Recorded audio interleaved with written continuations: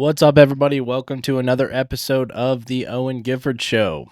My name is Owen Gifford, and thanks for listening. I'm in Denver, Colorado, in my studio. We are up to episode 10 now, and it's been a while. I'm not going to lie. Wasn't great of me. I did episode 9, and then here's what happened. I went to my brother's wedding, which was in Washington. It was in Arlington, Washington, which is in northern Washington. Beautiful venue, and I'll talk about the wedding in a little bit. But what happened was I had my computer and we were traveling, and one of my family members unfortunately took my bag that had my laptop in it and accidentally tripped and dropped it, and my entire screen was black. Luckily, and I needed my laptop because it has all my editing software. And luckily, I had Apple Care and thank me in the past. I'll tell you what, thank me in the past, because this new screen for my laptop only cost me $99 instead of a $1,600 new computer. So if you don't have Apple Care on your MacBook out there, definitely do it, because they'll fix it for $99 as opposed to 800, 900, or getting a new computer, which can be 1,600. So yeah, but we're back in action now. Summer is in full swing. There's smoke in the air here in Colorado, and that's how you know it's summertime, when that beautiful Rocky Mountain air turns into fires from wherever there are fires. And we had some crazy lightning storms here, so hopefully we don't get any more fires, but that's what's going on right now. And the wedding was beautiful. I was the best man for my brother, and he'd been with his fiance since college, and they're in their 30s now, so it's been a long time coming. It was a beautiful wedding in a barn, and I gave a best man speech, which I thought was interesting because, a lot of people, especially from my past life in Idaho, they don't take my comedy seriously at all. They just they think it's a fucking joke, to be honest, which I think a lot of people do think comedy in general is a joke. But I was glad I got the opportunity at this wedding to kind of show off my skills, because I got to do a best man speech, and it took me 2 days to write, and it wasn't like stand-up comedy, but I had the experience, and I went up there and I killed. Obviously, got huge laughs in front of people, comfortable speaking. All the things that I've been training for the last 4 years kind of came to fruition, and I got to show my parents and other people from my past, hey, I am the real deal when it comes to stand-up comedy and public speaking. I know you might not think that I'm legit or it's legit, but here's what I can fucking do. Here's what I can do on a mic in front of a bunch of people. That might be a terrifying situation for most people. I think public speaking is the number one fear for most people, but I love that shit. I crave it. I dream about it. And I got an opportunity to show off my skills in front of some people. And I think people took me a little more, they were kind of shocked. They were like, "What was that?" And this is what I've been doing for the past 4 years, almost every night of the week. This is what I think about all the time. That's why I do this podcast. For stand-up comedy, the beautiful art of stand-up comedy. And I know I'm moving up in the world in stand-up. I'm not exactly where I want to be. I don't have a Netflix special. I'm not touring around. I don't have the recognition that I want, but I'm getting I was thinking about this the other day. The other day I did Comedy Works downtown in Denver, in downtown Denver, which is a top 5 comedy club in the country, behind or with in the running, not necessarily behind. Austin, the Mothership, Joe Rogan's club there. And then you got the Comedy Cellar in New York, very famous. And then you got the Comedy Store in LA, the Comedy Store in LA. Chicago Zanies is pretty good. And then you got Comedy Works in downtown. And those are kind of the big 5 comedy clubs in the country. Those are the ones that the touring comedians really, say are legit. And the other day on their new talent night, which is like their showcase, I got to go up there and do 3 minutes, and I absolutely murdered. Absolutely killed. And I think I'm getting kind of some respect around Denver because some of the people in the building were like, "Whoa, what the fuck was that? Why is this guy so good at comedy?" And obviously, I have a lot to learn, but I'm just saying I've done this for 4 years. I've been doing this. And when I moved to Colorado, I had to restart. So everyone thinks I'm new to comedy. I'm not new to comedy. I'm new to Colorado. So I've been doing it. So it's nice to have that opportunity to show off my skills, And I killed it. And every time, if you don't, obviously you don't know, but every time you do this new talent night, there's a woman who is a very good comic who works at Comedy Works, and she takes everyone in the back, kind of gives notes about everyone's set.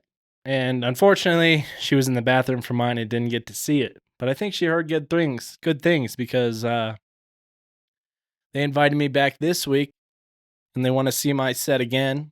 And I got the door guy talk to me. He said that was some good comedy. The point I'm trying to make is even if you're not where you want to be in life, where you think you should be in life, you've put in the work, but you're not seeing the results, or you're just not there yet. You're not there on the ride. You're still at the bottom of the mountain, trying to get to the top. You also got to look back and realize like how far you actually have come.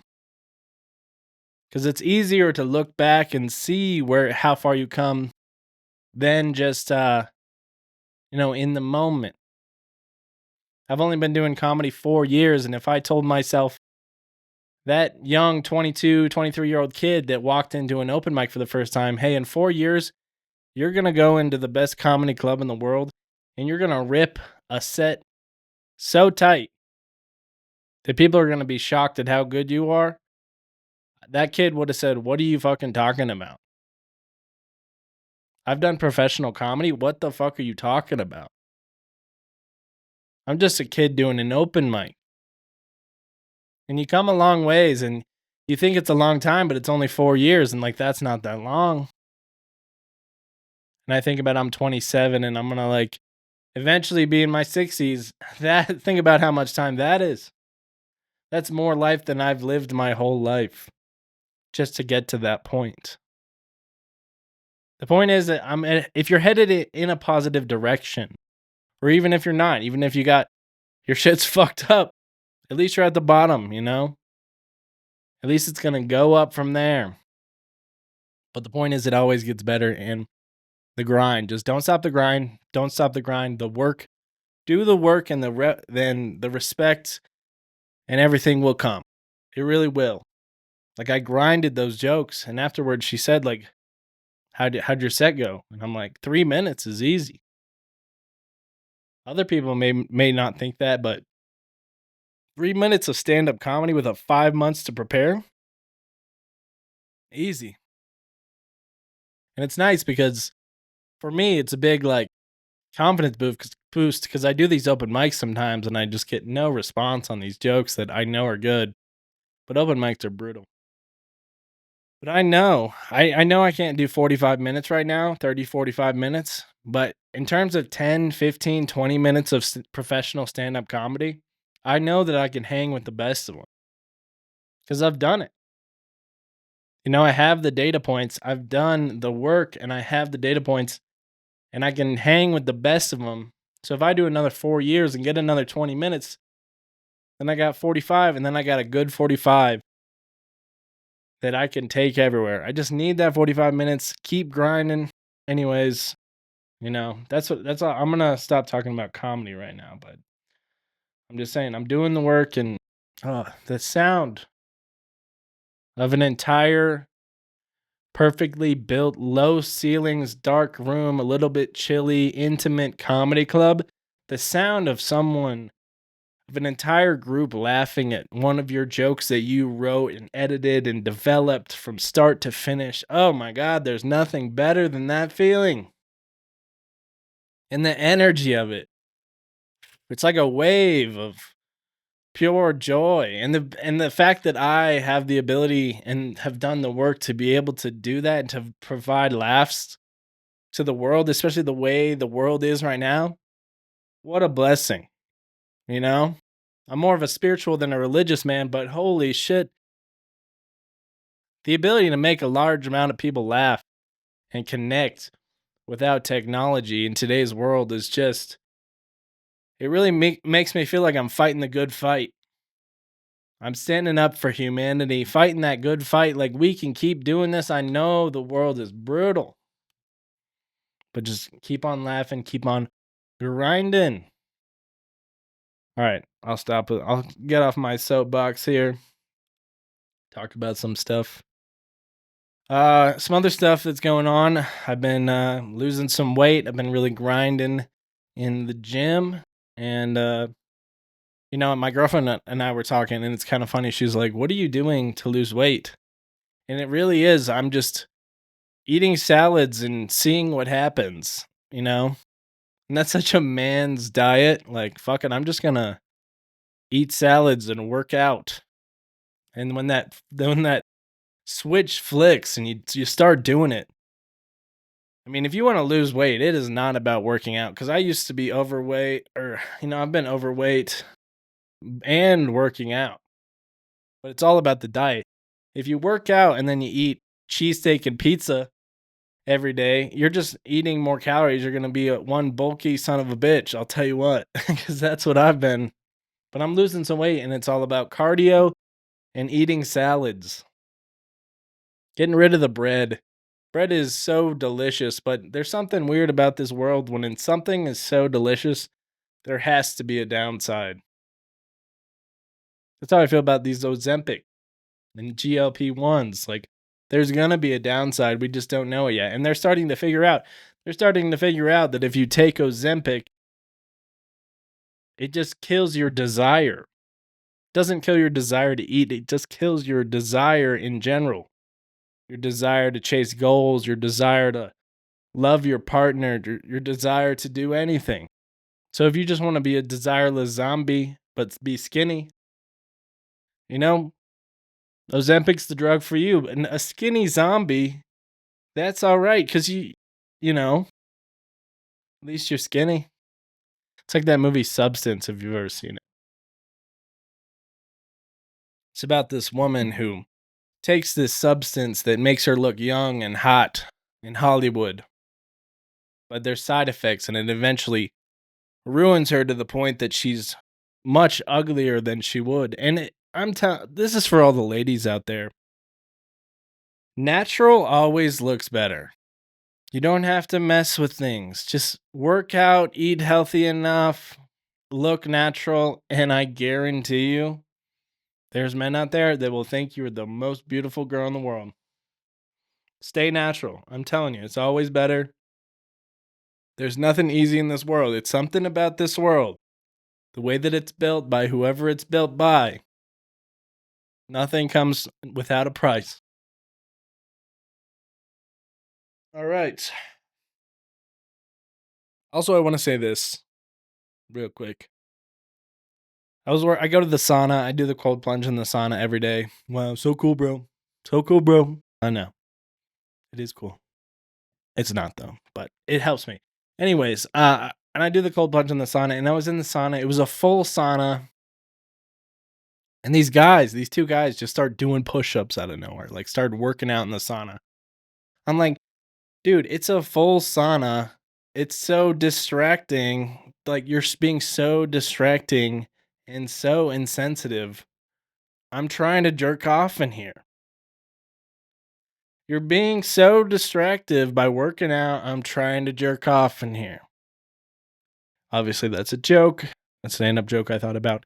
But it is, all stand-up jokes come from truth. And the truth in that one is that working out in the sauna is really annoying. The sauna is a place of relaxation. Everyone's chilling, they're relaxing, listening to whatever. You don't need to be doing push-ups. You're at a gym. Go work out where you're supposed to work out. I get it, bro. You're such in a grind mindset. Even when you're in the sauna, you can't sit still and you gotta fucking do push-ups. Anyways, nobody thinks it's impressive. Everyone thinks it's annoying. Well, that's something that annoyed me. Yeah.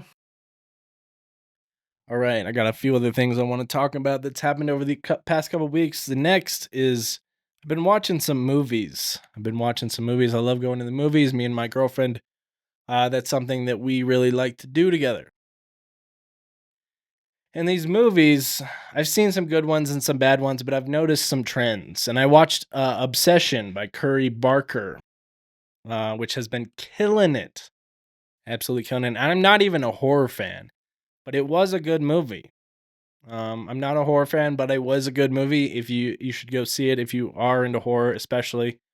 But what's something that's fascinating about this movie had less than $1 million budget, and now it's made over $340 million worldwide.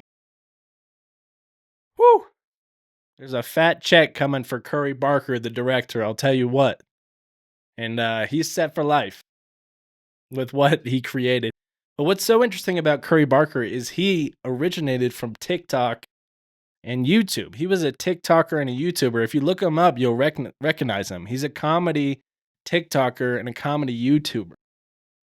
And he transitioned into horror and he made this film for basically nothing with some of his friends. And the woman, I don't know her name, the main woman, she did a fantastic job as an unknown actress, as did everyone else. But they actually made this killing of a movie because they had put in the work. You know, they know how to edit, they know how to act, and they created something on their own without the industry, without Hollywood. And then Backrooms is another movie, $10 million budget, a little bit bigger, but still a small budget. 300 million in the box office. And another director, this kid, is from YouTube. These kids, like my generation, I'm 27, my generation, the best directors are going to come from TikTok and YouTube. Because these are the kids that know how to create, that know how to do the work, that know how to think of something, create an idea, and take the idea and move it through the whole process, which is very difficult. And then I saw Disclosure Day, the Steven Spielberg movie from one of the Hollywood goats that was all over the news. You saw ads for it about 100,000 times. And it's in the age of disclosure. Everyone thought this movie was going to be a big bomb on the last 80 years of hidden information around UFOs and aliens and all of the above. $115 million budget. And it's only made $100 million in the box office because that movie was garbage. And I haven't really seen the other Spielberg movies, but it was garbage. It was such a bad movie. And if you saw Disclosure Day and you liked it, never review a movie again or a piece of art again. If you thought Disclosure Day was good, never watch another movie and review it ever again. I will never trust your opinion because Disclosure Day was such a horrible movie and such a misunderstanding of the way the world is right now. It was so corny and so bad. The main bad guy talked like James Bond. Why does every bad guy have to be British? And he talks like a James Bond bad British guy. And I hate when bad guys are so dumb. Like there was a group of 25 supposedly highly trained Navy SEAL, top secret, best of the best military guys. And this guy's walking through a field crouched 20 feet behind them when they're looking for him. And they're like, oh my God, where'd he go? Where'd he go? And it was just a 2-hour chase scene of absolute bullshit that led to nothing. And then they come out, basically they had to go to this Kansas City radio station to disclose the information to the world that aliens were real, and they had to do it in Kansas City, which is just such like a misunderstanding of the world we're currently in. It's like the movie was made in the year 2000, and it probably was. Spielberg probably wrote the script in 2000 and was like, I need a fucking money. I need a new car. So he put it out, saw the alien stuff, and he's like, oh, I got this, dusted off the old disclosure day. And he's like, I got a movie. It was a 2-hour chase scene that led to them revealing the alien to the world. And pretty much that's just not how it would go down. They had the alien, first of all, and they had the footage. Here's what you got to do: hop on Instagram Live with the alien and just interview the guy. Boom, it's over. It goes viral. Aliens are real. You don't need to do it in Kansas City, Missouri through a news network. Everyone has a pocket computer that is becoming smarter than any human ever will be. And you can just take a video, a live video, and produce that to the world. And Disclosure Day, it was just such a horrible movie, such a horrible misinterpretation of the modern world and technology and the power of technology. And it had such a heavy religious twist. They think if aliens are real, it's going to crumble all of religion and all humanity. But I mean, here's what's going to happen. People already know aliens are real. And this is what happens. People go, oh, really? Aliens are real? That's cool, bro. I got to pay fucking rent. My gas is $80 to fill up my car. And a month's worth of groceries is $1,000. We don't care about aliens. We care about affordability. Stop with the distractions. That's all that's going on right now is the government is just distracting everyone from the truth using aliens and all of these things. And the Freedom 150. I'll just say this last thing before going, or 250, the Freedom 250, before going on to the Freedom 250. The future of Hollywood is TikTok and YouTubers, because Hollywood, you get too many hands on it. You get executives pulling you left and right, and you want the artists who see the vision to produce the thing. That's what creates the best art. The best art isn't created by Hollywood executives that touch a million hands, because the reason they're Hollywood executives and not the artists is because they don't have artistic talent. The less hands on a project, the better the project will be. You don't need $100 million budget. That's just paying people to say, oh, this is wrong or this is wrong. You need less than $1 million and 10 people with talent and drive. And that's how you make a good fucking movie. So tired of this bullshit. And that brings me to the silliness that is the Freedom 250. And if you don't know the Freedom 250, America just became 250 years old, and they held a UFC event at the White House.